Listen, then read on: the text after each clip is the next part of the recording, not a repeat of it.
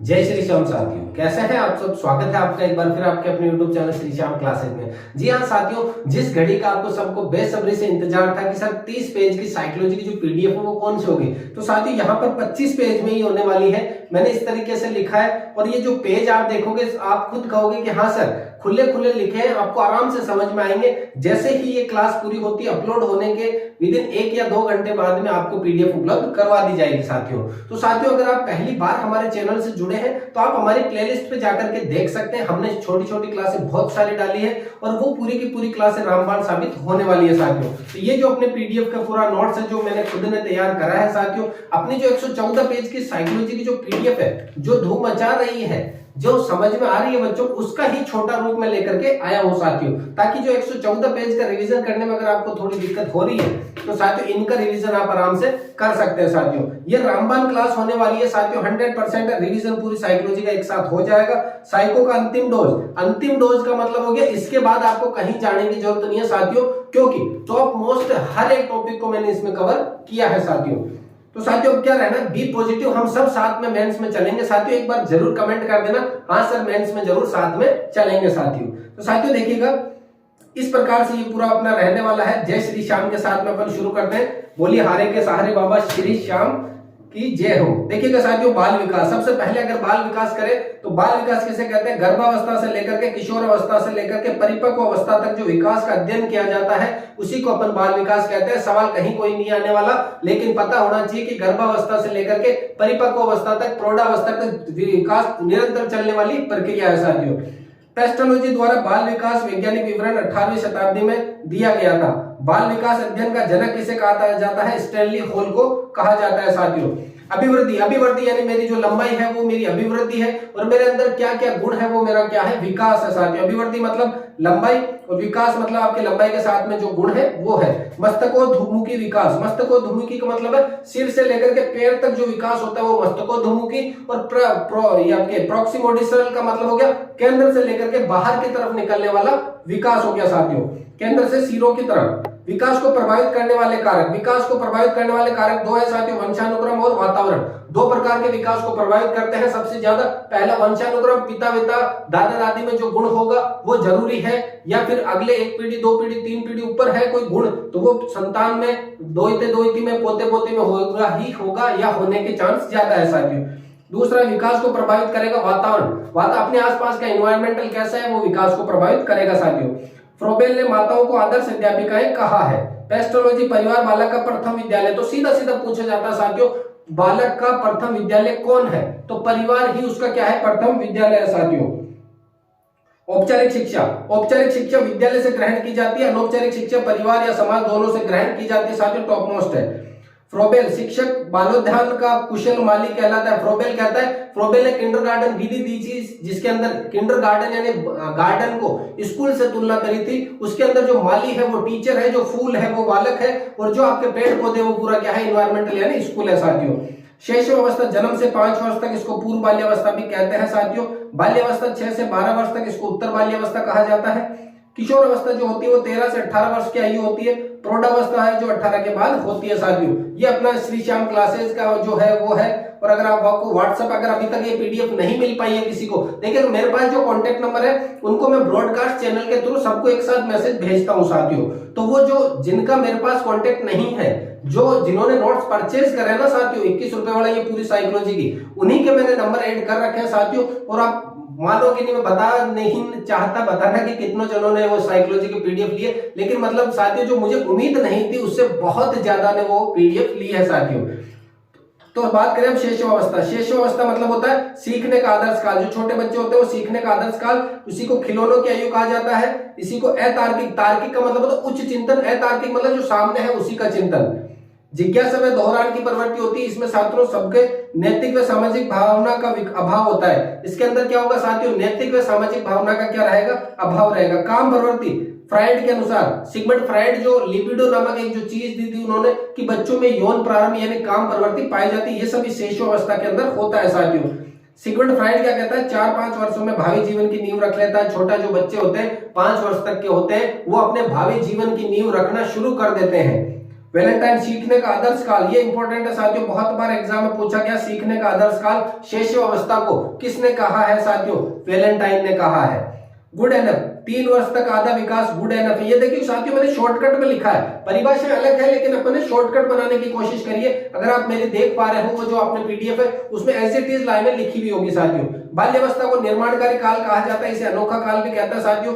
Gang as, टोली बनाकर रखते हैं इस बाल्यावस्था में छात्र। मिथ्या परिपक्वता का काल भ्रम का काल होता है। मिथ्या परिपक्वता मतलब अपने ही माइंड में वो चलता रहता है। खेल की आयु, देखना शैशवावस्था खिलौनों की आयु है, बाल्यावस्था खेल की आयु है साथियों। मूर्त चिंतन किया जाता है, इसमें कौन सा चिंतन होता है साथियों? मूर्त चिंतन किया जाता है। मूर्त का मतलब जो सामने है उसी के बारे में सोचना समझना। भाषा विकास तीव्र गति से होता है, इसके अंदर क्या होता है साथियों? भाषा का विकास बहुत ही तेज गति से होता है। रोज इसके बारे में कहता है कि बाल्यावस्था मिथ्या परिपक्वता का काल है, भ्रम का एक काल है।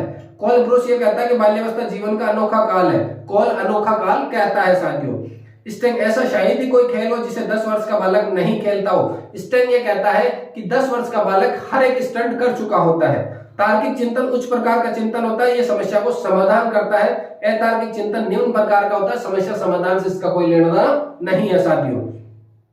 शेयर भी करते जाना साथियों, ऐसी क्लास नहीं मिलेगी अंतिम समय में, इस प्रकार की क्लास आपको कहीं नहीं मिलेगी साथियों। तीसरा पेज, किशोर अवस्था जीवन का सबसे कठिन काल है। किशोर अवस्था को जीवन का सबसे कठिन काल कहा है, इसे आंधी तूफान का काल कहा है, इसे बसंत ऋतु का काल कहा है, इसे स्वर्णिम काल भी कहा है साथियों। इंपॉर्टेंट है आंधी तूफान का तार्किक चिंतन, यहां से आप सोचना शुरू कर देते हो जो आपके सामने नहीं है, आपके माइंड में पीछे की तरफ चल रही है, उन चीजों के बारे में सोचना शुरू कर देते हो। तनाव की अवस्था में कहते हैं स्वर्ण काल कहते हैं, बसंत ऋतु कहते हैं, दिवस स्वप्न वीर पूजा, अपने आप में किसी एक को रोल मॉडल मान लेता है, उसकी पूजा वो करता है।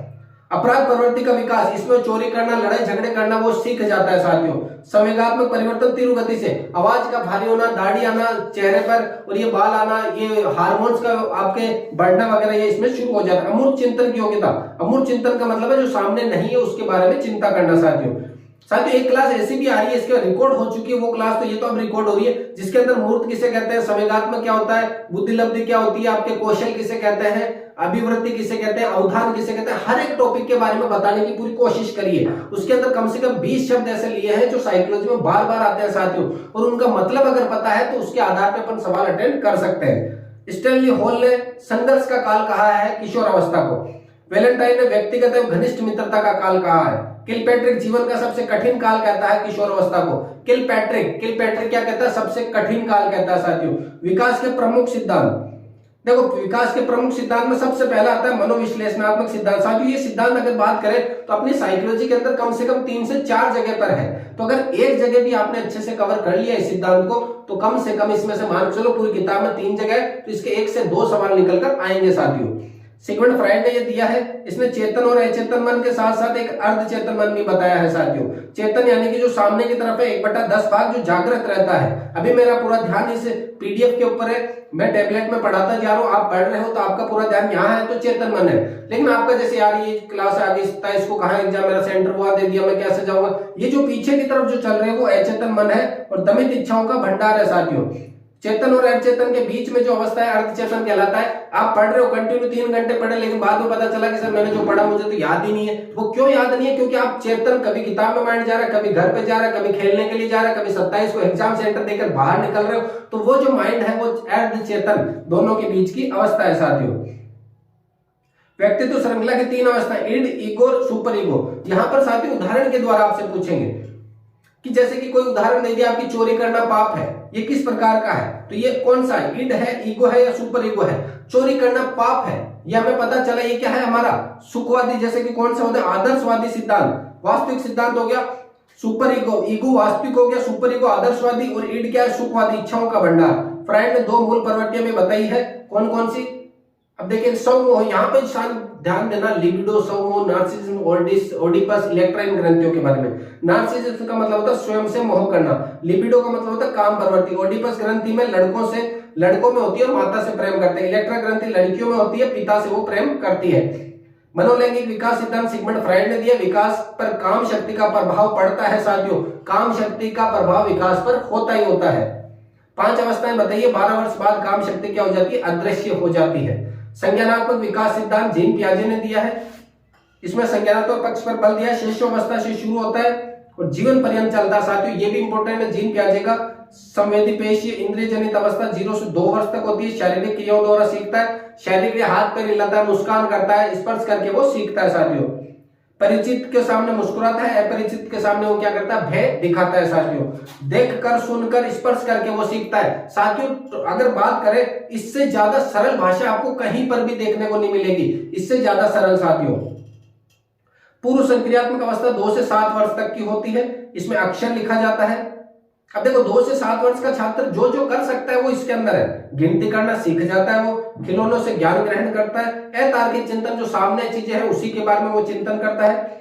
पूर्व विद्यालय की आयु भी कैसे है, वो इस विद्यालय जाने लग जाता है इस उम्र में। मित्र 1 या 2 क्षणिक समय के लिए होते हैं, मित्र होते हैं उसके 1 होते हैं या 2 होते हैं। अब है अगला स्थूल संक्रियात्मक अवस्था 2 7 से 12 वर्ष का बालक जो जो करता है, चिंतन वो शुरू करता है, मूर्त चिंतन उसका शुरू होने लग जाता है साथियों। 2 वस्तुओं के मध्य वो तुलना करने लग जाएगा, शिक्षकों में मित्र तो उसमें रुचि रखेगा। औपचारिक संक्रियात्मक अवस्था 12 वर्ष बाद होती है, जिसके अंदर वो अमूर्त और तार्किक चिंतन शुरू कर देता है, समस्या का समाधान निकालने की कोशिश करता है साथियों। अगला है संज्ञानात्मक विकास सिद्धांत, किसने दिया है, वाइगोत्स्की ने दिया है साथियों। अगर आपको डिटेल में देखना है तो अपनी जो 114 पेज की पीडीएफ है साथियों, उसमें डिटेल में भी दिया हुआ है, उस डिटेल को अपन ने शॉर्ट करके अपन ने बनाया है साथियों। इसमें देखिएगा बालक के संज्ञानात्मक विकास में सामाजिक कारक का संज्ञानात्मक विकास सिद्धांत वाइगोत्स्की ने दिया, इसने सामाजिक कारक का प्रभाव पड़ता है इसी बारे में बताया है साथियों। मनोसामाजिक विकास सिद्धांत एरिक्सन ने दिया है, ये नव्य फ्राइडवादी कहलाते हैं। ये क्या कहते हैं कि काम शक्ति का नहीं, सामाजिक अनुभूतियों का प्रभाव पड़ता है। इनको नव्य फ्राइडवादी इसलिए कहा जाता है कि फ्राइड के हर कथन से सहमत थे, लेकिन काम प्रवृत्ति से सहमत नहीं थे। फ्राइड ये कहता है कि काम प्रवृत्ति का विकास में सहायक होती है या विकास में फर्क पड़ता है, जबकि ये कहता है काम प्रवृत्ति का कोई लेना देना नहीं है विकास से। एरिक्सन है, इनको नव्य फ्राइडवादी भी कहा जाता है। नैतिक विकास सिद्धांत लॉरेंस कोहलबर्ग ने दिया है, तर्क व चिंतन का विश्लेषण। अब देखो शॉर्ट क्लासेस का हर टॉपिक यूट्यूब चैनल आपके श्री श्याम क्लासेस पर दिया गया है साथियों। ये इसलिए लिखा है क्योंकि मुझे पता है अंतिम समय में ये जो क्लास है, अंतिम समय में क्लास के साथ साथ ये जो नोट्स की पीडीएफ है ये जाने वाली है साथियों हजारों के पास में। तो हजारों के पास में जाएगी तो साथियों कुछ तो हमें भी उसका मिलना चाहिए। क्या मिलना चाहिए, योगदान, कि हमने जो मेहनत करी है उसका योगदान। हमारे चैनल पर विजिट करें, मुझे इतना अच्छे से पता है कि जब ये किसी के पास जाएगी तो वो इस पूरे को यहां से काटेंगे और अपना लोगो वगैरह लगाएंगे और आगे की तरफ शेयर करेंगे दबा के। लेकिन अगर किसी का भला हो रहा है अपने वजह से तो इसमें कोई गलत नहीं है साथियों। हम यहाँ पर किसी को, अभी मेरे जो पीडीएफ है 21 रुपए वाली मैंने व्हाट्सएप पे दी है, टेलीग्राम पे भी वो चलने लगी है, मतलब उसमें हजारों की संख्या में उस पे व्यू आ रखे हैं। टेलीग्राम पे मैंने एक चैनल में देखा था, उन्होंने नाम भी वही श्री श्याम क्लासेस पूरा लिख रखा है, हिंदी ग्रामर। उन्होंने ये तक लिख रखा है कि साइकोलॉजी अंतिम समय में अभी तक की सबसे बेस्ट नोट्स है और शॉर्ट एंड स्वीट है। मतलब ये जो तारीफ करी है एडमिन साहब ने जिन्होंने भी डाली थी उसका भी बहुत बहुत शुक्रिया। तो साथियों अब देखें अपन पेज नंबर 6, पहली यूनिट बाल विकास पूरी हो चुकी है साथियों, अपनी अधिगम भी हो गई है।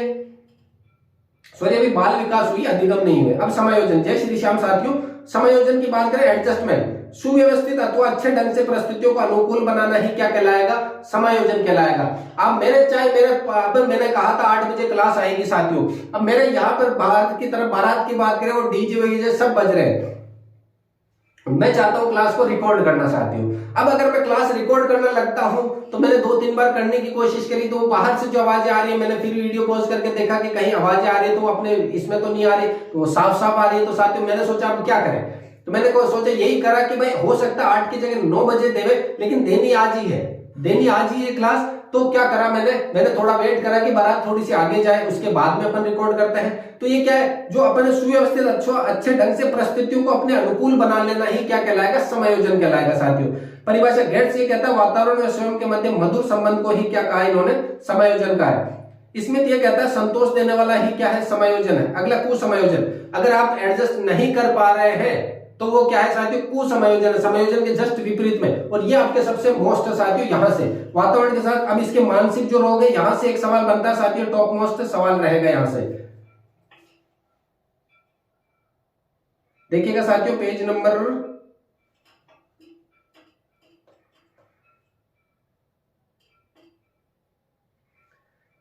चला गया अपना समायोजन। समायोजन की अगर बात करें तो किसे कहेंगे, समायोजन की अगर बात करें साथियों अपन,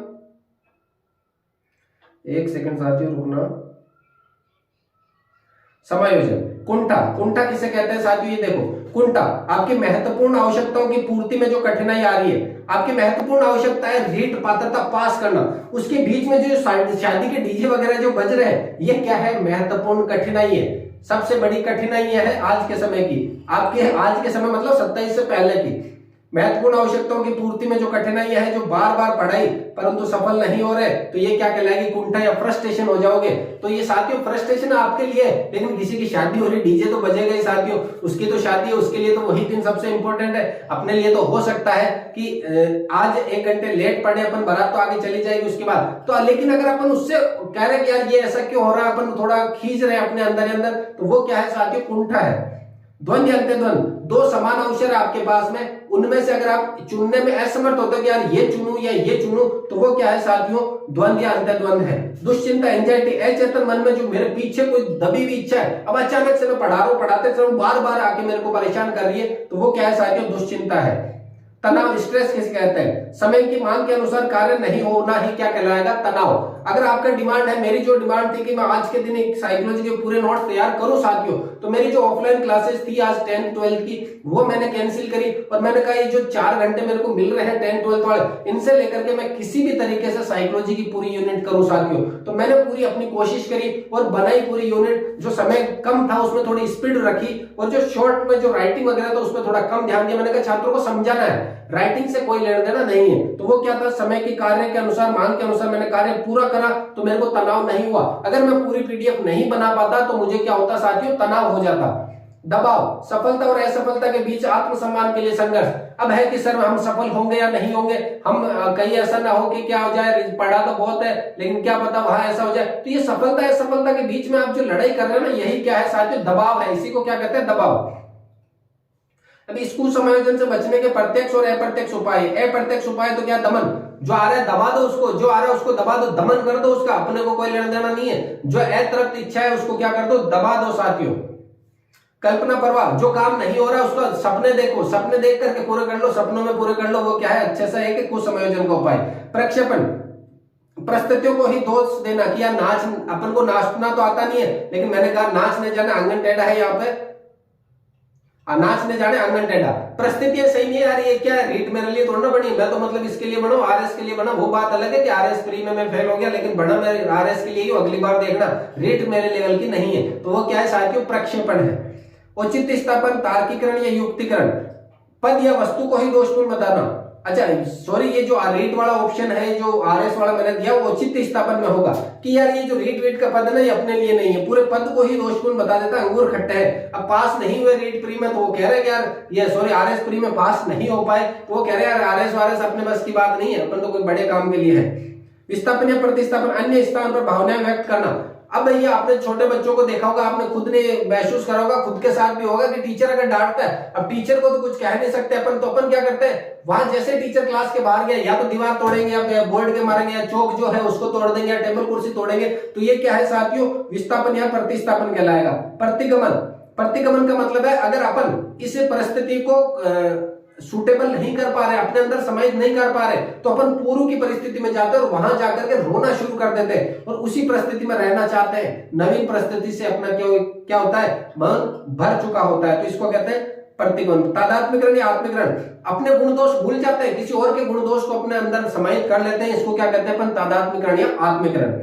पलायनवादी, परिस्थिति परेशान करती है तो अपन पीछा छुड़ा देते हैं। परिस्थितियां, जो आज की परिस्थिति मेरी अगर मान के चलो आप जयपुर में रह रहे हो, परिस्थितियां कैसी है कि यार खाना अच्छे से नहीं है, पीजी का ये नहीं है वो नहीं है, तो आप इससे क्या करते हो कि एक तो वो होता है संघर्ष करके आप जीवन आगे की तरफ बढ़ाते हो, एक होता है पलायनवादी, यार इसको चेंज कर लो, दूसरा पीजी देखो, तो वो क्या कहलाता है, पलायनवादी। समझौतावादी भी है, इसमें समझौता करते हैं साथियों। समायोजन के क्षतिपूर्वक उपाय, प्रत्यक्ष उपाय इंग्लिश में कमजोर है तो इंग्लिश को ज्यादा टाइम देना, अप्रत्यक्ष उपाय इंग्लिश में कमजोर है तो हिंदी को ज्यादा टाइम देकर के हिंदी में अच्छा स्कोर कर लेना। प्रत्यक्ष का मतलब है अगर आप साइकोलॉजी में कमजोर हो तो साइकोलॉजी बार बार पढ़ो, तो वो प्रत्यक्ष उपाय है। अप्रत्यक्ष है, साइकोलॉजी में कमजोर हो तो हिंदी संस्कृत को अच्छा टाइम दो, तो आप जो साइकोलॉजी में नंबर कम हो रहे हैं वो हिंदी संस्कृत में बढ़ा सको। Psycho teaching method short class है, यूट्यूब चैनल आपका अपना श्री श्याम क्लासेस पर आपको मिल जाएंगे साथियों। अगला है विविध अधिगमकर्ता। विविध अधिगमकर्ता का मतलब हो गया प्रतिभाशाली बालक जो 140 प्लस होता है, सर्जनशील बालक 110 प्लस होता है, पिछड़े हुए मंदबुद्धि बालक 80 से 90 होते हैं, फिर आता है जड़ मूढ़ मूर्ख निर्बल। सामान्य बालक की बात नहीं होगी। विविध का मतलब होता है जो सामान्य नहीं है उसके अलावा है, प्रतिभाशाली है चाहे वो कमजोर है। अधिगम की कठिनाई है, पठन के लिए कौन सी होगी साथियों, डिस्लेक्सिया, एलेक्सिया, हाइपरलेक्सिया। सबसे इंपॉर्टेंट है, इसमें से एक सवाल 100% आपको एग्जाम में देखने को मिलेगा साथियों। लेखन, डिस्ग्राफिया, अग्रेफिया, डिस्प्रेक्सिया। साथियों विस्तार से अपन ने अपने क्लासेस ले रखी है, हर एक टॉपिक की मैंने 15-15, 20-20 मिनट की क्लासों में पूरा यूनिट करवा रखी है, तो आप वहां जाकर भी देख सकते हैं। प्लेलिस्ट खोलना, रीड मनोविज्ञान खोलना, प्लेलिस्ट खोलना, उसमें रीड टीचिंग मेथड खोलना, पूरी टीचिंग मेथड मिल जाएगी। आप उसके हिंदी की क्लासेस देख सकते हैं, आप उसमें संस्कृत की क्लासेस देख सकते हैं, बहुत ही अच्छे अच्छे लेवल की क्लासेस मिल जाएगी साथियों। लेकिन में ग्राफ या ग्राफ अपन बनाते हैं, लिखकर बनाते हैं, और लेक्सिया लेक्सिया लेक्सिया तीनों के अंदर है तो वो पठन नहीं करती। गणितीय, डिस्कैलकुलिया, लेक्सिकल, ग्राफिकल और वर्बल। डिमेंशिया में स्त्री आपकी जो याददाश्त कमजोर हो जाती है।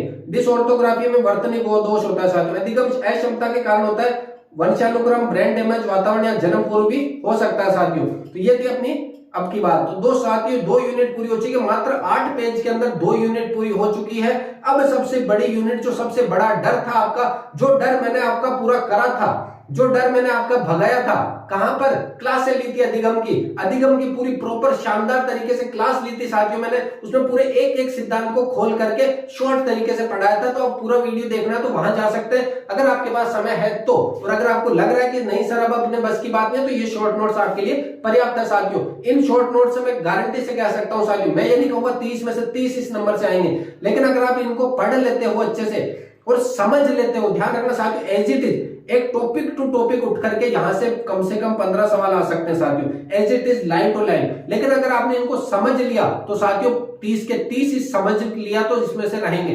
लेकिन लाइन टू लाइन अगर बात करो तो 15 की गारंटी मैं ले सकता हूं साथियों कि इसके आपके 25 पेज की पीडीएफ को पढ़ने पे 15 नंबर 101% आएंगे आपके, कोई नहीं रोक सकता। लेकिन अगर आप चाहोगे सर हम समझे अच्छे से, तो फिर 30 की गारंटी भी ले सकता हूं साथियों, क्योंकि साइकोलॉजी में कुछ प्रश्न समझ के ऊपर भी आधारित आते हैं। अब देखो, व्यक्ति के व्यवहार में अभ्यास, प्रशिक्षण तथा अनुभव के कारण आए स्थायी परिवर्तन को क्या कहा जाता है साथियों, अधिगम कहा जाता है। फिर है क्रोवेक्रो ने क्या दिया साथियों, इसकी परिभाषा दी है, आदत, अभिवृत्ति और ज्ञान का अर्जन क्या कहलाता है साथियों, अधिगम कहलाता है। आदत, अभिवृत्ति और ज्ञान का अर्जन क्या कहलाएगा, आपके अभिगम कहलाएगा साथियों। इसके बाद बात करें गिलफोर्ड क्या कहता है, व्यवहार के कारण व्यवहार में आए हुए परिवर्तन को अपन क्या कहते हैं साथियों, व्यवहार के कारण व्यवहार में आए हुए परिवर्तन को कहते हैं अधिगम कहते हैं। वुडवर्थ क्या कहता है, नवीन ज्ञान और नवीन प्रतिक्रियाओं का अर्जन ही क्या है, अधिगम है साथियों। अब अधिगम के प्रकार, गामक अधिगम, प्रतिबोधात्मक और संकल्पनात्मक। गामक अधिगम होता है जहां हाथ पैर चलाता है, अनुक्रियाएं करता है। अनुक्रियाओं की बात करें तो शरीर द्वारा जो क्रिया करता है शेषावस्था में होती है, अनुकरण विधि काम में ली जाती है। गामक हाथ पैर हिलाता है, कब हिलाएगा, शेषावस्था में हिलाएगा, लेटा लेटा वो हाथ पैर हिलाएगा, वहीं से वो सीखेगा।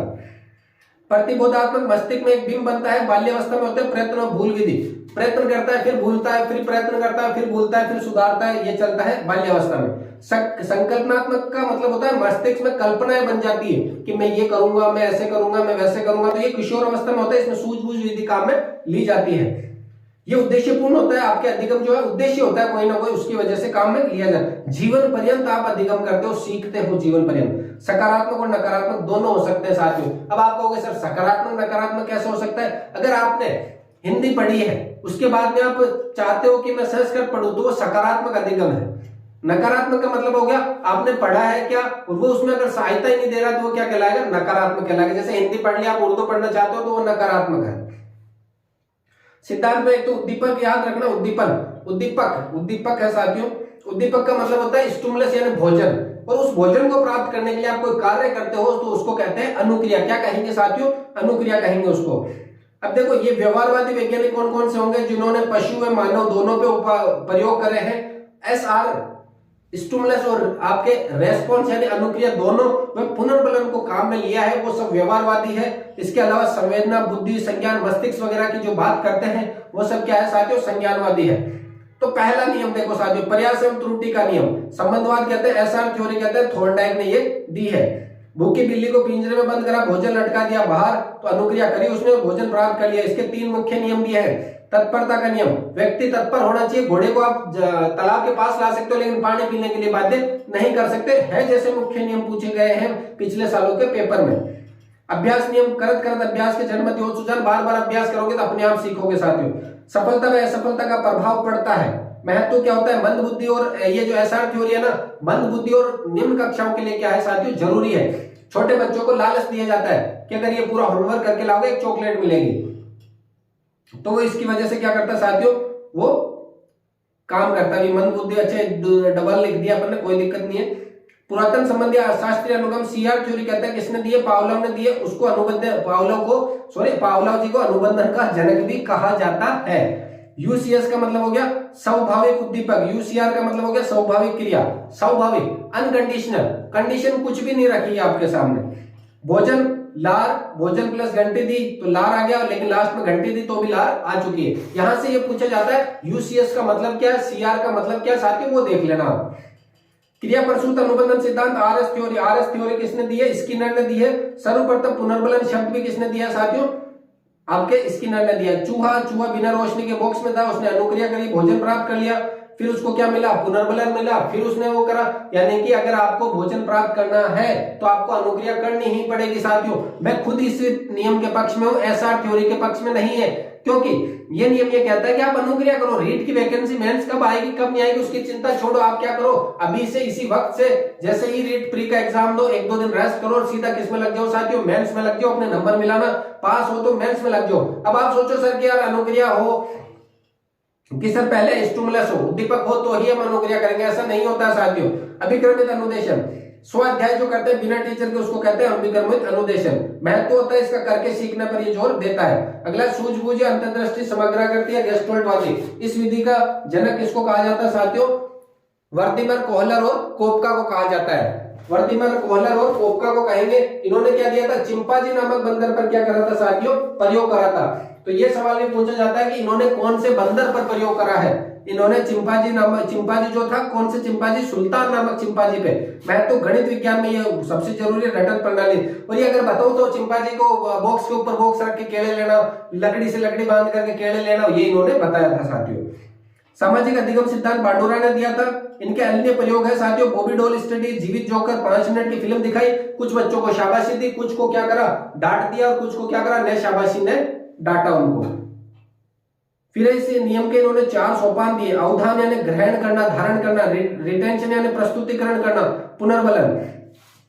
अवधान, रहना, प्रस्तुतिकरण और पुनर्बलन। मानवतावादी किसने दिया, मैस्लो ने। मैस्लो ने 5 इनकी आवश्यकताएं बताई है मानव शरीर की। ध्यान रखना, कई छात्रों को कहते हैं कि सर शिक्षा भी तो जरूरी है। साथियों शिक्षा बताई मैस्लो ने नहीं बताई है, शिक्षा मैस्लो ने नहीं बताई। मैस्लो ने कहा एक तो मेरा शरीर से होना चाहिए एकदम सुरक्षित, उसके बाद में मेरे को शारीरिक तो मिल गई, मुझे सुरक्षा मिलनी चाहिए, मेरे पास गार्ड होने चाहिए, मेरे शरीर का कोई बाल बांका नहीं करे। अब मेरे बाल बांका नहीं करेगा, मेरे को समूह भी तो चाहिए, मेरे का परिवार भी तो चाहिए, तो वो समूह दे दो मेरे को। अब समूह दे दिया, मेरे को कोई ना कोई इज्जत वाले दो यार, मेरे को पैसे वैसे दे दो ताकि मेरी इज्जत हो जाए समाज में। इज्जत हो गया और मेरे को अब सब कुछ मिल गया, अब कुछ नहीं है, मेरे को तो आत्मसिद्धि चाहिए। तो उन्होंने 5 डिमांड बताई, शारीरिक, सुरक्षा, समूह, आत्मसम्मान, आत्मसिद्धि, 5 आवश्यकताएं बताई है। क्षेत्र सिद्धांत कोर्ट लेविन ने दिया है। इन्होंने कहा जीवन दायरा, जिन पॉइंट को हम जानते हैं उनको जीवन दायरा कहते हैं, और वातावरण जिन पॉइंट को हम नहीं जानते। चिन्ह अधिगम सिद्धांत टोलमैन ने दिया है। चिन्ह का मतलब वातावरण से सीखना होता है साथियों। अनुभवजन्य अधिगम सिद्धांत पॉल रोजर्स ने दिया, अनुभव रोज होते हैं अपन को। संरचनात्मक अधिगम सिद्धांत जेरोम ब्रूनर ने दिया, ज्ञानेंद्रियों द्वारा अधिगम करता है, अनुकरण द्वारा अधिगम करता है, स्वयं समस्या के अधिगम करता है साथियों। साथियों मोस्ट इंपोर्टेंट 3-4 ही है, SR theory, CR theory, RS theory, और एक आपके एक और थ्योरी कौन सी थी, मैस्लो वाले भी मोस्ट है साथियों। संरचनात्मक अधिगम सिद्धांत जीन पियाजे ने दिया है। ये 4 अवस्थाएं साथियों अपन ने पहले पढ़ ली है। सकारात्मक अधिगम ये जो अपन ने पढ़ लिया, नकारात्मक भी पढ़ लिया साथियों। शॉर्ट क्लासेस के लिए आप देख सकते हैं श्री श्याम क्लासेस को साथियों। जैसे अब अपने जय श्री श्याम साथियों, अब अपने ऐसा तो है नहीं कि लोगो वगैरह लगाए, पूरी टीम बैठी है, उसको एडिट करे, उसको टाइपिंग करे। इनको 25 को अगर मैं टाइपिंग करना चाहता साथियों तो ये 10 पेज पे हो जाते, लेकिन अब मैंने क्या हाथ से लिखे हैं। हो सकता है देर भली, लेकिन क्या कहना चाहिए साथियों, देर भली लेकिन चलते रहना चाहिए। हो सकता है कि देर भली लेकिन चलते रहेंगे और एक दिन अपना भी मुकाम हासिल करेंगे। और जो आपने दुआएं हैं, आपके प्यार और दुआओं की वजह से हम भी एक दिन मतलब देखा जाएगा जो भी होगा। चिंतन साथियों, चिंतन आपको चिंता नहीं करनी है अपना क्या होगा क्या नहीं होगा, अपना वही होगा जो खुदा मंजूर होगा। खुदा ने जो लिखा है आपकी किस्मत में वही होगा साथियों। आप चाहे कई बार ऐसा होता है कि हद से ज्यादा मेहनत करते हैं और छोटे से एग्जाम में पास नहीं हो पाते। साथियों, नाराज नहीं होना, निराश नहीं होना है, क्योंकि खुदा ने ऊपर से लिखा है कि इसको बड़ी पोस्ट देनी है, इसके जिंदगी में कोई अच्छा लिख रहा है, इसके लिए पोस्ट नहीं है तो नहीं होगी। साथियों, आपके पास छोटी से छोटी एग्जाम पास नहीं हो पाती। कई बार सीईटी में फेल हो गए कई छात्र, जिनका मुझे मानना था कि यार ये टॉप मोस्ट छात्र है, सीईटी में कैसे फेल हो गए। तो साथियों, होता है कई बार जो खुदा लिखता है ना वही मंजूर करने पड़ता है। तो आपको भी अगर निराश नहीं होना है, अभी समय है, आप अपनी तकदीर बदल सकते हो। खुदा भी देखता है कि मेहनत कितनी कर रहा है, मैं इसको परिणाम तो दे रहा हूं लेकिन अगर मेहनत ही नहीं कर रहा तो फिर मैं कैसे पास करूं इसको। तो आपको भी मेहनत लगातार करनी है। साथियों, चिंतन, समस्या को हल करने के लिए दिमाग लगाना ही क्या है साथियों, चिंतन है। वैलेंटाइन ये कहता है लक्ष्य को प्राप्त करने के लिए श्रृंखलाबद्ध रूप से सोचना। वैलेंटाइन में अपन लक्ष्य जो निर्धारण करते हैं 14 फरवरी को, उसके श्रृंखलाबद्ध चलते हैं। 7 फरवरी, 8 फरवरी जो रोज डे, टेडी डे, जो आपके कौन कौन से डे आते हैं, चॉकलेट डे वगैरह जो आते हैं, उसके बाद अपन अपने टारगेट पे पहुंचते हैं 14 तारीख को, और उसके बाद में चिंतन स्टार्ट हो जाता है। जैसे 14 को टारगेट मिला ना, फिर साथियों वो चिंतन है, वो चिंता है, उससे बचो। वो टारगेट आपके सेटल होने के बाद में आराम से प्राप्त कर सकते हो। साथियों, उस टारगेट से थोड़ा सा क्या करना है, अपन को बचना है इस स्टूडेंट लाइफ में। साथियों, ध्यान देना, सर्वप्रथम आपके पास समस्या होगी, उसका अपन अनुमान लगाएंगे, समस्या का समाधान करेंगे, निर्णय लेंगे, समस्या की सार्थकता का प्रमाण देंगे। अब देखो, चिंतन के प्रकार, प्रत्यक्षीकरण चिंतन, सामने की वस्तु को देखकर चिंतन कर रहे हैं। क्या है ये, अपन बड़ी क्लास हो रही है, 31 मिनट की होगी साथियों, यार मेरा फोन बंद नहीं हो जाए, ये क्या है, प्रत्यक्ष चिंतन है। साथियों, कल्पनात्मक चिंतन, कल्पना सोच के आधार पर चिंतन।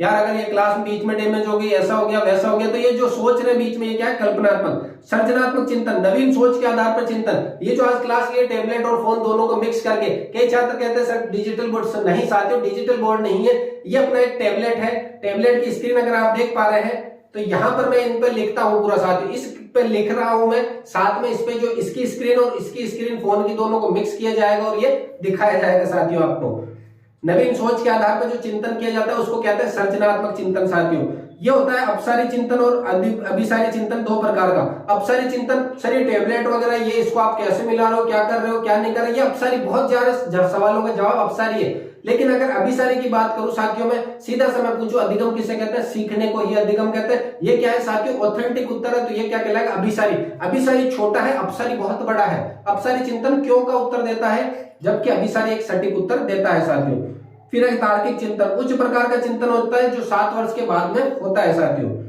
निर्मितवादी प्रारूप, मस्तिष्क में कोई छवि बनती है उसको निर्मितवाद कहते हैं, मस्तिष्क से संबंधित होता है निर्मितवाद।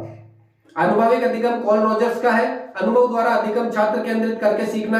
अनुभविक अधिगम कॉल रोजर्स ने दिया है, छात्र केंद्रित होता है, करके सीखते हैं। साथियों, इसमें जो विधियां जिसमें छात्र एक्टिव रहता है वो विधियां इसके अंदर आती है। एक्सपीरियंस कब मिलता है, जब आप कुछ करोगे, हाथ काम में लोगे, बाल केंद्रित होगा, तभी तो आपके अनुभव मिलेगा। साथियों, मानसिक निरूपण, जोसेफ डी नोविक ने 1970 के अंदर दिया था। 1970 में जोसेफ मानचित्र की यात्रा कर रहा था नाव के द्वारा। जोसेफ 1970 में नाव पर बैठकर मानचित्र की यात्रा कर रहा था, ऐसा मैंने मेरे नोट्स में लिख रखा है, याद है। साथियों, तीर के निशान और शाखाओं जैसे बनाते हो ना आप, ये अधिगम हो गया, इसके प्रकार हो गए, इस प्रकार से जो अपन बनाते हैं ना साथियों, उसी को अपन क्या कहते हैं, मानचित्र। जैसे मैंने बनाया, ये अधिगम है, अधिगम के ये साथियों प्रकार हो गए, ये इसके अधिगम के सिद्धांत दिए हैं। इस प्रकार से जो अपन पढ़ते हैं, नोट्स बनाते हैं, इसी को कहते हैं मानचित्र निरूपण। इससे याद अपन को जल्दी होता है। साथियों, अब बात करें अन्वेषण उपागम। आर्मस्ट्रॉन्ग ने जो खोज विधि दी है उसी को अन्वेषण उपागम कहते हैं। समस्या समाधान उपागम उच्च स्तरीय अधिगम होता है, जिसको सृजनात्मक चिंतन भी कहते हैं। साइक्लो टीचिंग मेथड की हर टॉपिक की शॉर्ट क्लास आपको यूट्यूब चैनल पर मिल जाएगी, नाम है श्री श्याम क्लासेज। साथियों, इनके प्लेलिस्ट बन रखी है हमारी, उस प्लेलिस्ट में 10-10, 15-15 मिनट की, चाहे संस्कृत का टॉपिक देखना हो, चाहे हिंदी का टॉपिक देखना हो, हर एक टॉपिक की क्लासेस हमने डाल रखी है। साथियों, जय श्री श्याम। साथियों, अब है अभिप्रेरणा, इसी टॉपिक का, इसी यूनिट का एक टॉपिक है अभिप्रेरणा। मोटिवेशन किसे कहते हैं, क्रेज के अनुसार अभिप्रेरणा हमारे क्यों का उत्तर है। अभिप्रेरणा के पद या सोपान, चालक, आवश्यकता और उद्दीपक या उद्दीपन। साथियों, सबसे पहले अपन को प्यास लगती है तो चालक की सहायता होती है, फिर पानी की कमी। साथियों, यहां पर ध्यान देना, पानी की जो कमी है वो आवश्यकता है, वो पहले आएगी। पानी की कमी हुई, उसकी वजह से अपन को प्यास लगी है, पानी की कमी हुई उसकी वजह से अपन को प्यास लगी है, और जिसकी वजह से लास्ट में जो अगर अपन को पानी प्राप्त हो जाता है तो साथियों उसको कहते हैं उद्दीपन या प्रोत्साहन।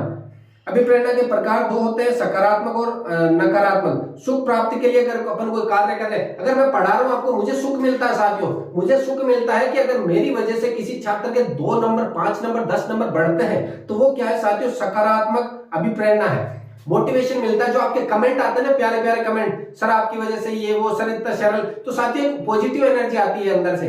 पहले के समय बात करें तो मैं भी मतलब मोटिवेशन के तो नहीं, लेकिन ये जो डालता था कि वीडियो आज ये तारीख को एग्जाम होगा, इसका होगा, एडमिट कार्ड निकाल लीजिएगा, क्योंकि क्लास के ऊपर कमेंट बहुत कम आते थे, क्लास के ऊपर कमेंट नहीं आते थे, इस वजह से क्लासें बंद। लेकिन जैसे ही साइकोलॉजी की क्लासें मैंने शुरू करी तो छात्रों आपके कमेंट आए, तो उसी को मैंने माना कि ये सकारात्मक अभिप्रेरणा है। और पुरस्कार के लिए अगर कोई कार्य कर रहे हैं साथियों, अब यूट्यूब की इनकम के लिए कर रहे हैं, अपना ऐप बेचने के लिए कर रहे हैं, अपना कोर्स सेल आउट करने के लिए कर रहे हैं, अपने टेस्ट सीरीज दे रहे धनाधन, प्रश्न किसी के भी प्रश्नों से कोई मतलब ही नहीं है, 1 नंबर के मतलब मैं कहूं ऐसे प्रश्न नहीं आते एग्जाम में, फिर भी वो प्रश्न डाल रखे उन्होंने, वो सेल आउट करे धनाधन, क्योंकि उन्होंने इसको क्या बना दिया है, पुरस्कार की दौड़ के लिए वो कर रहे हैं। वो क्या है साथियों, नकारात्मक है, अभिप्रेरणा है। अभिप्रेरक आवश्यकताओं की पूर्ति करवाने वाली शक्तियां, आपकी कौन कौन सी आवश्यकता है उसको पूरी करने के लिए जो शक्तियां दिन रात एक करके काम करती है, वो क्या है, अभिप्रेरक है साथियों, अभिप्रेरक कहलाती है वो। जन्मजात अभिप्रेरक होते हैं भूख प्यास विश्राम, और अर्जित होते हैं जैसे आपका टारगेट, समाज में प्रतिष्ठा, युयुत्सा यानी युद्ध की इच्छा, ये सब क्या है, अर्जित आपके अभिप्रेरक है साथियों। अभिप्रेरणा के प्रमुख सिद्धांत में विरोधी प्रक्रिया सोलमैन में कॉर्बेट ने दी थी, सुख व दुख दो विरोधी हमेशा भावनाएं चलती है। मूल प्रवृत्त्यात्मक सिद्धांत विलियम मैकडोगल ने दिया है। इनके अनुसार जन्म से प्राप्त प्रवृत्तियां 14 होती है, भय संवेग तो पलायन मूल प्रवृत्ति होती है, क्रोध संवेग तो युयुत्सा मूल प्रवृत्ति होती है। अब यहाँ पे मैंने ये जो 14 लिखी भी है साथियों, याद कर भी सकते हो आप, और लगता है कि सर ये थोड़ा मुश्किल है तो भय वगैरह ये याद कर लेना, भय की पलायन, क्रोध की युयुत्सा, भूख की भोजन, घृणा की अप्रिय, मतलब 1 2 3 बार अगर आप पढ़ लोगे इनको तो साथियों आराम से याद हो जाएगी। तो क्या करना है, पढ़ना है इनको साथियों, क्या करोगे, पढ़ोगे।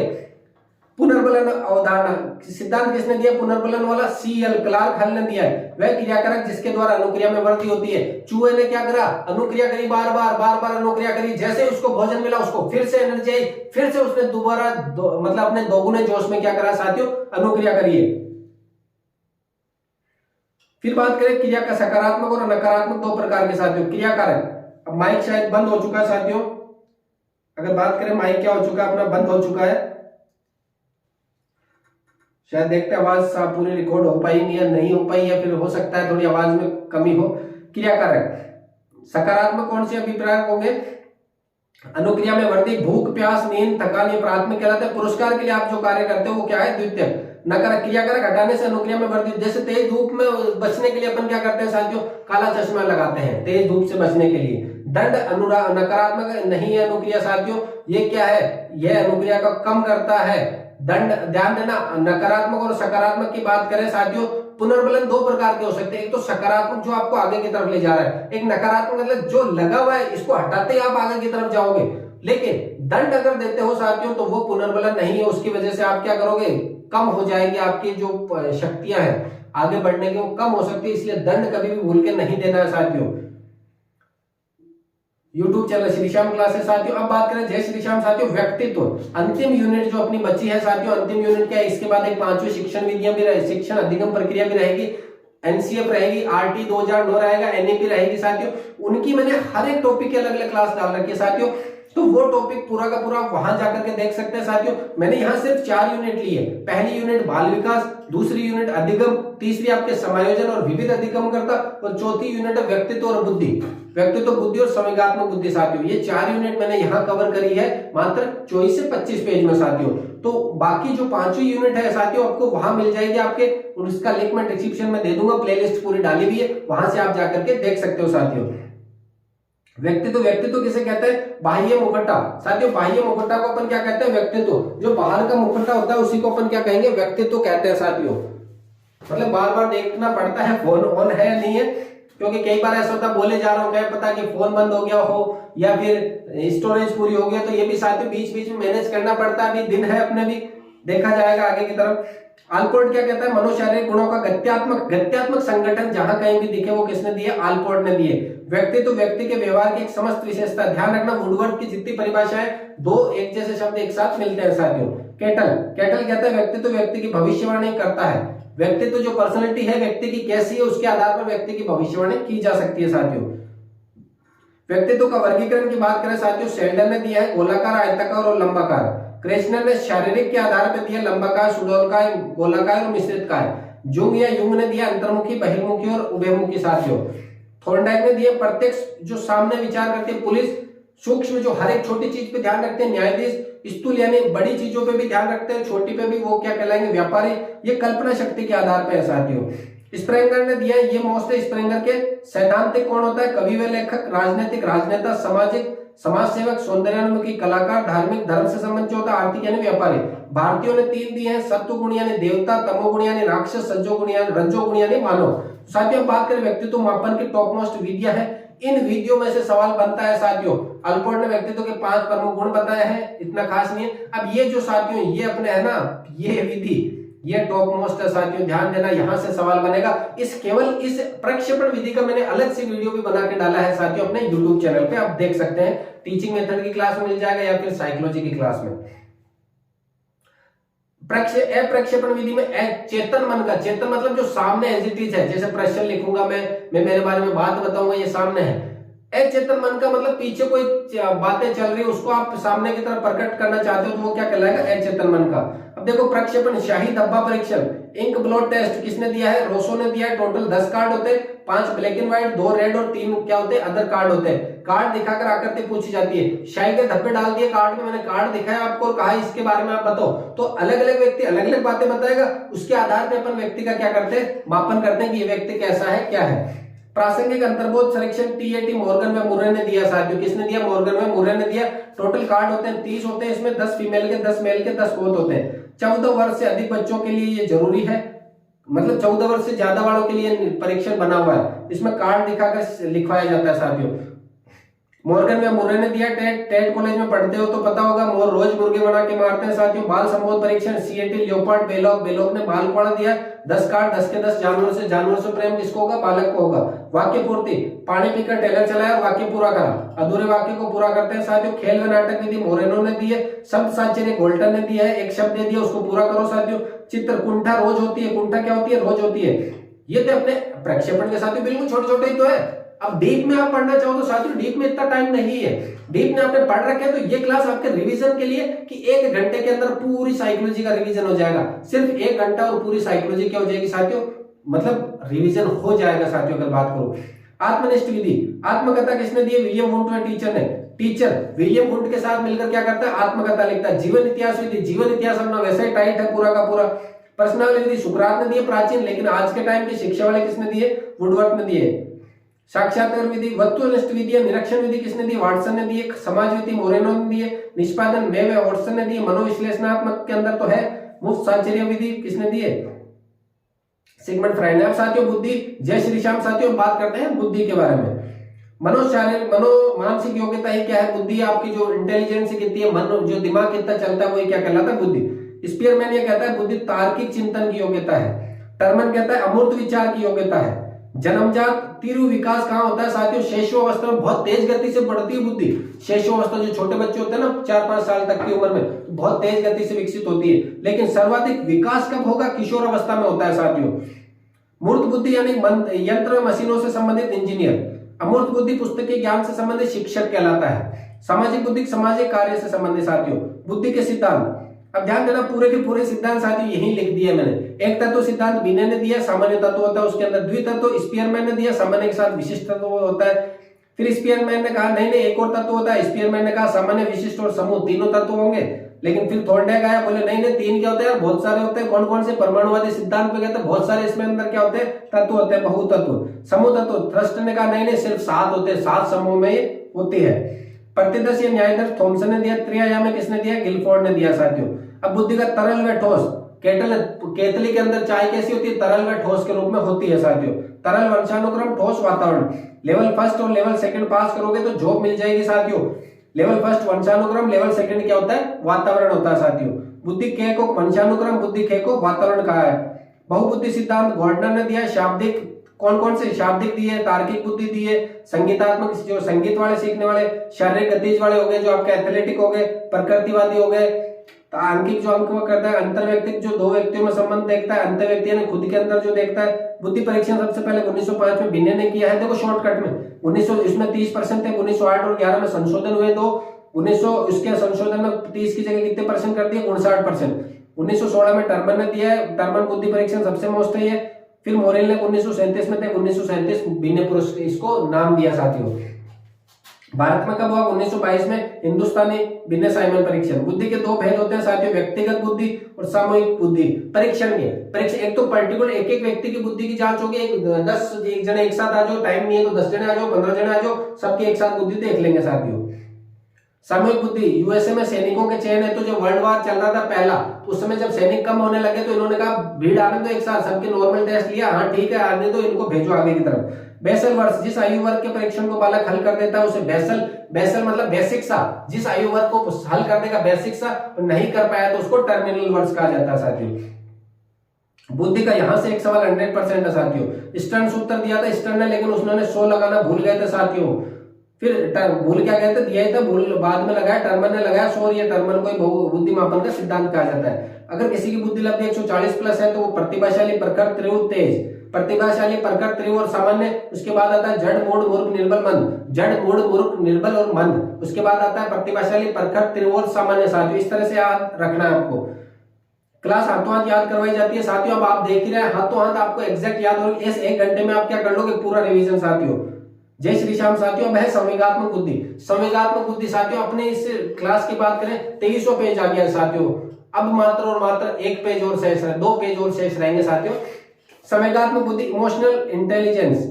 संवेगात्मक बुद्धि, संवेग का मतलब होता है उत्तेजित करना साथियों। संवेगात्मक बुद्धि के 2 मूल भाग होते हैं, गोलमैन ने बताया, एक तो व्यक्तिगत और एक सामाजिक होता है साथियों। व्यक्ति स्वयं को संचालित आत्म जागृत। संवेगात्मक मतलब होता है अंदर से जो आत्मा वगैरह जो खुद की जागती है उसको संवेगात्मक, व्यक्तिगत, और दूसरों के संवेगों को अपन जगाते करते हैं या समझते हैं उसको कहते हैं सामाजिक सामर्थ्यता। व्यक्तिगत विभिन्नताएं 2 प्रकार की होती है साथियों, अंतर्व्यक्तिक विभिन्नता, व्यक्ति के स्वयं के अंदर की विभिन्नता, और अंतर्व्यक्तिक, अंतर रह लग रहा है तो वो क्या है, दूसरे व्यक्ति से तुलना होती है साथियों। अभिक्रमित अनुदेशन किसने दिया, एल्प्रेशन। रेखीय आपकी स्किनर ने दिया। शाखाओं पर क्राउड लगा होता है, मैथमेटिक्स थॉमस एफ गिलफर्ड ने दिया साथियों।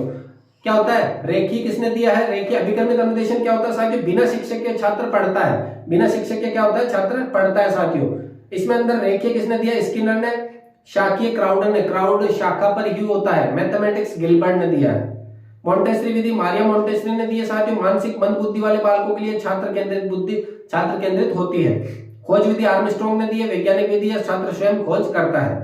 डॉल्टन विधि हेलने पार्किस्टा ने दी। अपने ये विधियां वहां पढ़ी थी टीचिंग मेथड के अंदर साथियों, पूरी हर एक विधि के बारे में मैंने बताया है वहां पर। छात्र स्वेच्छा से अध्ययन करते हैं। विनेटिका प्रणाली जो है कार्ल्टन वॉशबर्न ने दी है। पाठ्यक्रम को इकाइयों में पढ़ा जाता है। प्रयोजना विधि, एक योजना बनाई जाती है, किलपैट्रिक ने। छात्र स्वयं प्रोजेक्ट बनाते हैं, योजना बनाते हैं, किसने दी है, किलपैट्रिक ने। ड्रैकोले विधि ड्रैकोले ने दी है। छात्रों को अलग अलग समूह में बांटकर रुचि के आधार पर शिक्षा। भाई इनकी रुचि खेल में है, इनकी रुचि मैथ्स पढ़ने में, इनकी रुचि हिंदी पढ़ने में, तो इनको अलग अलग सिखाओ, समूह में बांट दो। मैथ्स वाले पढ़ने वाले इधर चलो, हिंदी पढ़ने वाले इधर चलो, और जो कुछ नहीं पढ़ना चाहते वो सीधे चलो। जो एक मूवी का डायलॉग है ना, आधे लेफ्ट जाओ आधे राइट जाओ, बच्चे बाकी बच्चे जो मेरे पीछे आओ। किंडरगार्टन विधि किसने दी है साथियों, फ्रोबेल ने दी है। शिक्षक को मालिक कहा है, छात्र को क्या कहा है, पौधा कहा है। खेलों के माध्यम से बालक क्या करता है, अधिगम करता है। बेसिक शिक्षा प्रणाली किसने दी है, महात्मा गांधी ने। बाल केंद्रित में निःशुल्क शिक्षा पर इन्होंने बल दिया साथियों। इसी के साथ ही साथियों धन्यवाद लिखा है मैंने। अगर आप यहां तक पहुंचे हो तो जो छात्र यहां तक पहुंचा है उन सभी के लिए साथियों धन्यवाद, जो आप इतने लंबी क्लास को देख पा रहे हो साथियों। मैराथन का इसीलिए रहता है कि मैराथन में नहीं लेता क्योंकि थोड़ा सा एक तो बोरियत रहता है साथियों। बोरियत का मतलब होता है कि लंबी क्लास देखना थोड़ा सा एक आंखों पे भी इफेक्ट करता है, लेकिन ये क्लास ऐसी थी कि मैं बीच में तोड़ना नहीं चाहता था। मैं सोच रहा था कि 2-2 यूनिट का रिवीजन करवा दूं, लेकिन जब मैंने आपसे कहा था कि एक साथ पूरी साइकोलॉजी करवाऊंगा तो एक साथ का मैंने कहा कि 4 यूनिट एक साथ करवाइए साथियों। अब आप सोच रहे होंगे सर वो यूनिट तो करवाई नहीं, कौन सी, शिक्षण अधिगम प्रक्रिया, जिसके अंदर आपके एनसीएफ 2005 है, आरटी 2009 है, आपके एनईपी 2020 है, आपकी बाल कल्याणकारी योजना है। तो साथियों उस क्लास क्रियात्मक अनुसंधान आ गया, आंकलन आ गया, उपचारात्मक निर्धारणात्मक सब है। तो साथियों उस क्लास के हर एक टॉपिक से सवाल है, उस क्लास के हर टॉपिक से सवाल है साथियों, और हर टॉपिक मैंने 10-10 मिनट की क्लास में करवा रखा है। तो साथियों उसमें से अगर मैं शॉर्ट उठाता हूं तो थोड़ा वो रहता है कि सर इसमें से शॉर्ट उठाया, जो लाइन है हर एक लाइन में से सवाल है वहां पे। तो अगर मैं कुछ लाइनें उठाता हूं तो फिर वो दुविधा रहेगी कि इसमें से सवाल बनेगा कि नहीं बनेगा, इसलिए पूरी की पूरी वो यूनिट मैंने छोड़ी है। उस यूनिट को अगर आप देखना चाहते हो तो अपने पीछे की तरफ यूट्यूब में अपने वीडियो डाल रखे हैं, वहां पर जाकर आप देख सकते हो साथियों। तो साथियों अगर क्लासेस आपको पसंद आई है, वास्तव में आपको लगता है दिल से कि सर हाँ हमें बहुत अच्छी लगी क्लास, तो एक प्यारा सा कमेंट कर सकते हो साथियों। कमेंट का कोई चार्ज लगता नहीं है। और आपको कौन से टॉपिक पर क्लास चाहिए कि सर इस टॉपिक पे इस सब्जेक्ट में ये वाले टॉपिक करा दो। साथियों एसएसटी की थोड़ी सी दिक्कत है क्योंकि एसएसटी में सिलेबस बहुत सारा है, कौन सा टॉपिक करवाएं। मोस्ट टॉपिकों की तो मैंने क्लास डाल दी की, एक क्लास डाली थी जिसमें मोस्ट टॉपिक मैंने बताए थे साथियों। वो अपने है रीट के विभिन्न सब्जेक्ट की एक क्लास है कि रीट के महत्वपूर्ण टॉपिक, उस प्लेलिस्ट बन रखी है, उसके अंदर वो क्लास मिल जाएगी साथियों। संस्कृत के भी मैंने टॉपिक बताए, हिंदी के भी बताए, टीचिंग मेथड के बताए, हर एक के टॉपिक बताए। अब एसएसटी बहुत बड़ा है, कितना पढ़ाए वो दुविधा रहती है साथियों। तो एसएसटी की रही, संस्कृत जहां तक हुई मुझे लगा कि ये 5-6 टॉपिक मुझे करवाने चाहिए, वो मैंने करा। अब छात्रों की डिमांड है सर सुक्तियां करो, सर उच्चारण स्थान वाले तो मैंने करा दिए, सर प्रश्न निर्माण। अब साथियों संस्कृत का मुझे इतना ज्ञान नहीं है, लेकिन जो ज्ञान मुझे था, जो मुझे लगा कि ये टॉपिक मुझे आते हैं, तो वो मैंने आपको पूरे पढ़ाए हैं साथियों, जो मेरे पास नोट्स थे। हिंदी का मतलब हो सकता है कि अगर आप कहोगे सर ये टॉपिक करवा दो, हिंदी में आपने नहीं करवाया, तो वो हो सकता है मैं करवा दूं, क्योंकि हिंदी करवा देंगे साथियों। मैथमेटिक्स रही लेवल फर्स्ट की बात, तो साथियों 23 या 22 तारीख को, 22 कल या परसों के अंदर एक क्लास लेकर आऊंगा मैं, जिसमें रेखा गणित पूरी बोर्ड के ऊपर मैं समझा दूंगा साथियों, बिल्कुल शॉर्टकट तरीके से। और उसी के साथ आपको नोट्स भी पीडीएफ भेज देंगे अपने टेलीग्राम चैनल पे साथियों, रेखा गणित की। रही बात रेखा गणित के साथ साथ और कौन सा सब्जेक्ट, ईवीएस का। साथियों ईवीएस में भी भंडार भरा पड़ा है, शॉर्टकट में कुछ नहीं पढ़ा सकते। तो अब अगर आपको लगता है कि सर एसएसटी बिल्कुल नहीं पढ़ी, तो साथियों 20 से 25 सवाल तो इतने सरल आएंगे कि आप आराम से कर सकते हो। तो आपको करना क्या है साथियों, कुछ भी नहीं। क्या करना है साथियों, सीधा सीधा आप क्या करोगे, सीधा सीधा बस इतना सा करना है, 20-25 सवालों के ऊपर फोकस करो। बाकी में तुक्के लगाते हो 20-30 प्रश्नों में, तो 5-7 भी सही होते हैं, तो 30 सवाल अगर टीचिंग में एसएसटी में सही हो रहे हैं ना आपके, तो साथियों बड़ी बात रहेगी आप Hindi, Sanskrit, psychology, teaching method, इन पे फोकस करो। जो नहीं आ रहा उसको छोड़ दो, नए पढ़ने की जरूरत नहीं है साथियों। किस पे फोकस करना है आपको, नई चीजों को छोड़ना है, रिवीजन के ऊपर फोकस करो साथियों। अगर रिवीजन नहीं करा आपने अंतिम समय में, तो बात नहीं बनेगी। रिवीजन ही सबसे बड़ी रहेगी साथियों कड़ी इसमें। अगर आपने पढ़ ली कि सर मैंने पूरा सिलेबस अच्छे से कवर कर लिया, लेकिन पता चला कि रिवीजन नहीं हुआ, तो प्रश्न वहां जब आएंगे ना एग्जाम में, यार पढ़ा हुआ तो है लेकिन उत्तर क्या हो रहा है पता नहीं चल पा रहा, तो वो इस वजह से होता है क्योंकि आपने रिवीजन नहीं करा। ऐसा होता है ना कई बार कि एक लड़का आपके सामने से आता है, यार देखा हुआ तो लग रहा है लेकिन नाम याद नहीं आ रहा, क्योंकि वो लड़का बहुत दिनों बाद आपके सामने आ रहा है, तो वही एग्जाम में हालत हो जाएगी साथियों। तो रिवीजन बहुत जरूरी है। हो सके तो फास्ट रिवीजन भी कर सकते हो कि एक दिन मैंने पूरा हिंदी को दे दिया, एक संस्कृत को दे दिया, एक टीचिंग मेथड को दे दिया, एक साइकोलॉजी को दे दिया, एक अपने सब्जेक्ट को दे दिया, तो 5-6 दिन है अपने आप पास में, उस प्रकार से भी आप रिवीजन कर सकते हो साथियों। तो साथियों अगर क्लास पसंद आई है आपको, तो वीडियो को लाइक कीजिएगा, अपने दोस्तों के साथ शेयर जरूर कीजिएगा इस चैनल को। मिलते हैं अगली क्लास में, तब तक के लिए जय हिंद, वंदे मातरम।